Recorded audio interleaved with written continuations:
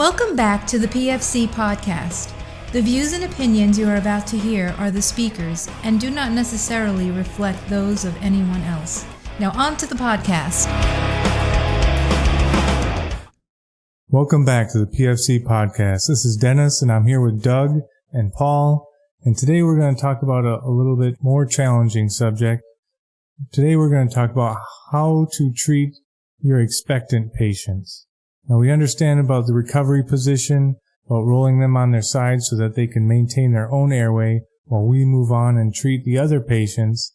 What do you do after you're done treating those other patients and you have to come back to this expectant patient? What do you do? I remember in my training, we're not really discussing what exactly are you supposed to be doing with them. And since nobody likes talking about losing patients, but we can't ignore it either. We're going to have to deal with this at some point. So I asked Doug to share some of his experience in the ICU and palliative care. Now, when I think about palliative care, I think about, if you remember that movie Saving Private Ryan, and the medic gets shot, and he looks around at his guys, and he thinks, holy crap, I didn't train any of them, so I'm screwed. Hey, why don't you give me some morphine? And so they give him an overdose of morphine, and then that's it. So we know that this is a difficult subject. And we know that our patients, some patients are going to die no matter how good we are. But is palliative care essentially giving up and quickening the death of our patients? Yes, I'm really glad for an opportunity to talk about this.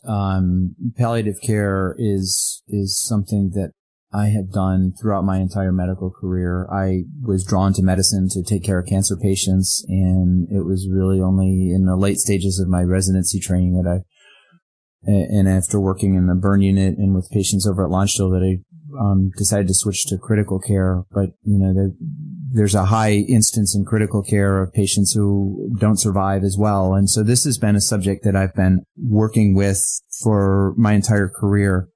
The first thing, and I think the most important thing I would explain about palliative care is that, so palliative means comfort, right? That's the root or definition of the word.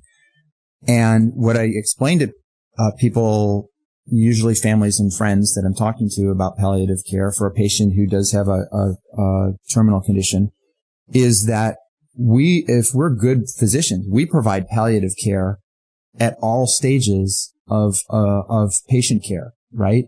A guy who comes in with a tib-fib fracture, right, gets both palliative care, pain control, and definitive care, surgical stabilization or casting, right?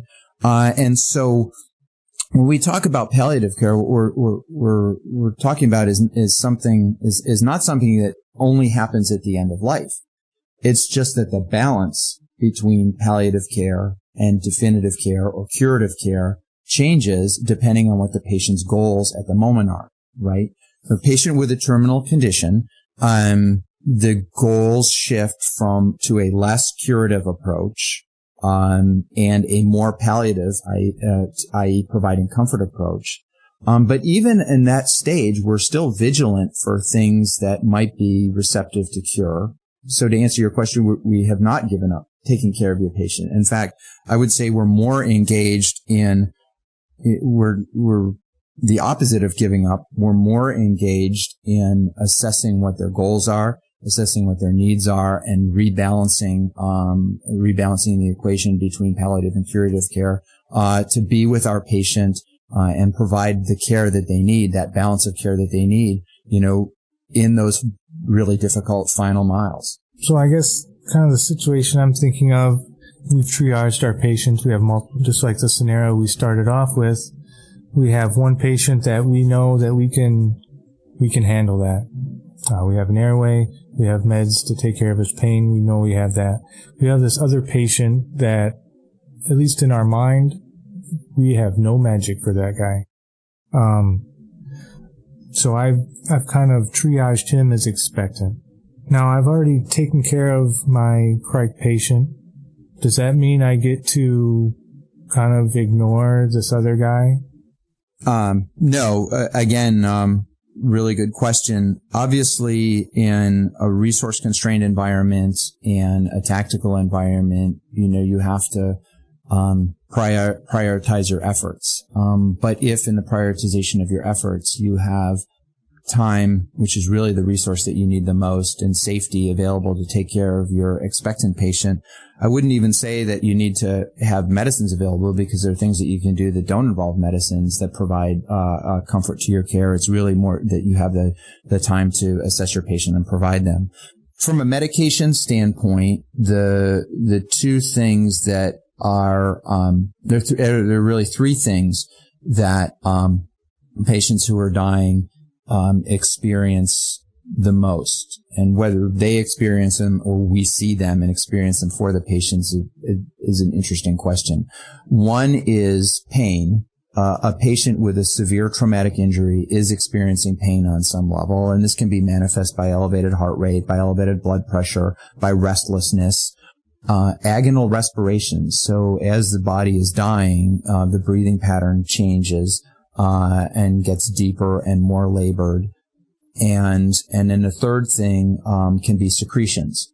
And so one of the characteristics of morphine as an analgesic is that it also suppresses respiratory drive. That's a side effect that you just asked me how to manage in case they were overdosed. But that can be used to benefit for agonal respirations and basically decrease the drive in the brainstem to have those reflexes and make the patient more comfortable as well. So you really get kind of two of those three symptoms that I said patients experience. You can really treat two of them with morphine. The third thing, as far as secretions go, if you have scopolamine, that's a great medication for that. And we're going to be carrying that probably for motion sickness.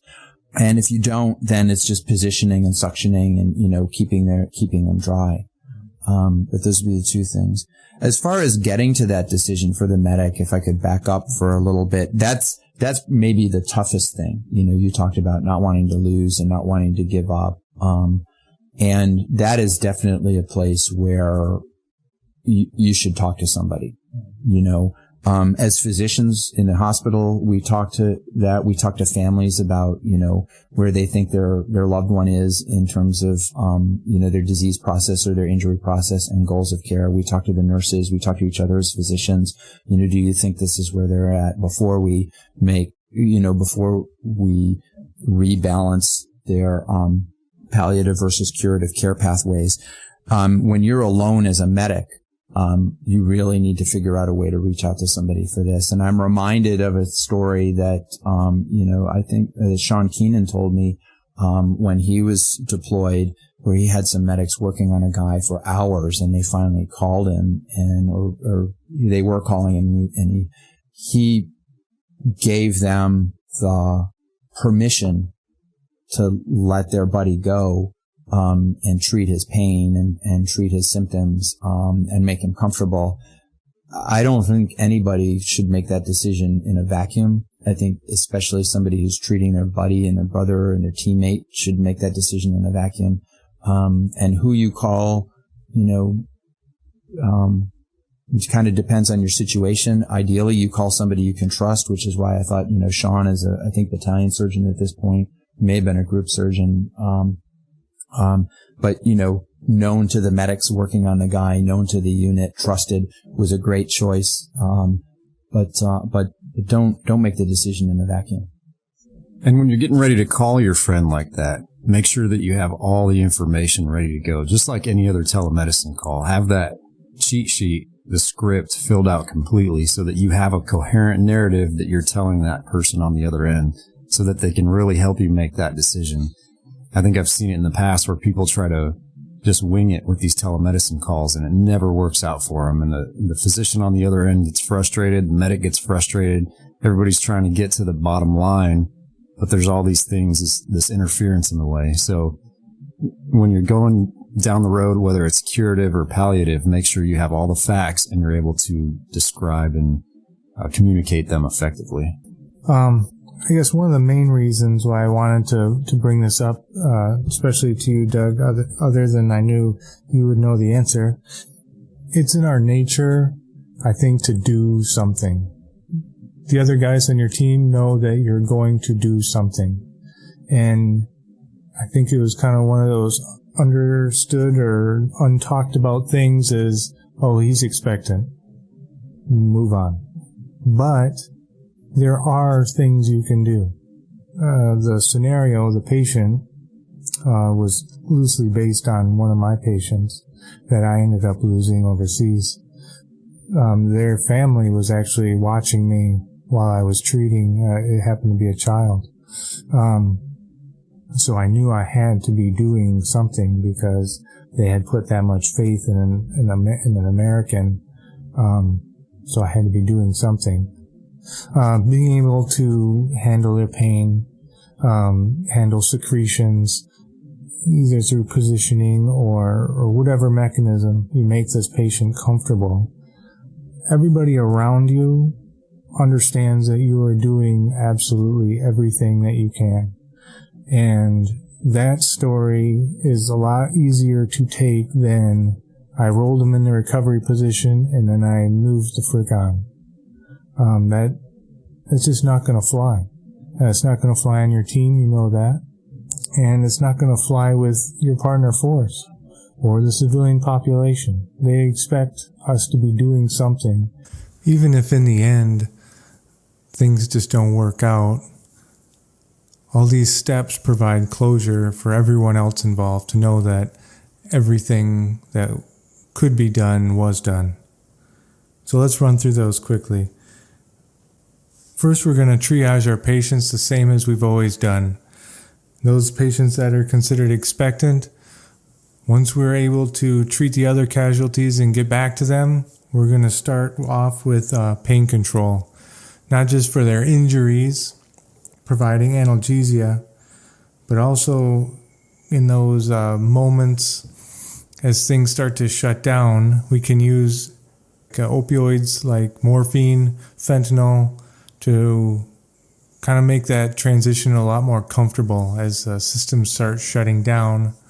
Those primal instincts, those primal reflexes are still intact. So to make the situation more comfortable, we can provide those opioids, and it's going to make that patient a lot more comfortable. Next is secretions, either basic, just positioning and suction, or you can add in pharmacology if you have it. So drugs, anticholinergic drugs such as scopolamine, atropine, glycopyrrolate can help dry up the oropharynx and reduce the secretions, make the patient's breathing a lot more comfortable. And this is the last, and I think the most important step, is get that lifeline. Call your doc. Make sure you have your telemedicine consult sheet filled out so you know exactly what needs to be said. But don't put this decision completely on your shoulders. That's probably the biggest tip I can give everyone. Reach out to your doc, tell them exactly what has happened, what you've done, and let that doc be that second opinion and takes the weight off your shoulders. There's no person that needs to make this decision alone, and neither do you. That's it for today's podcast. Make sure to go to our website, www.prolongedfieldcare.org. Check out our free downloads and a ton of other helpful information. Grab a bag of our fresh roasted PFC coffee, links in the description below, and stay on the bleeding edge of combat and austere medicine. This is Dennis for the PFC podcast, out.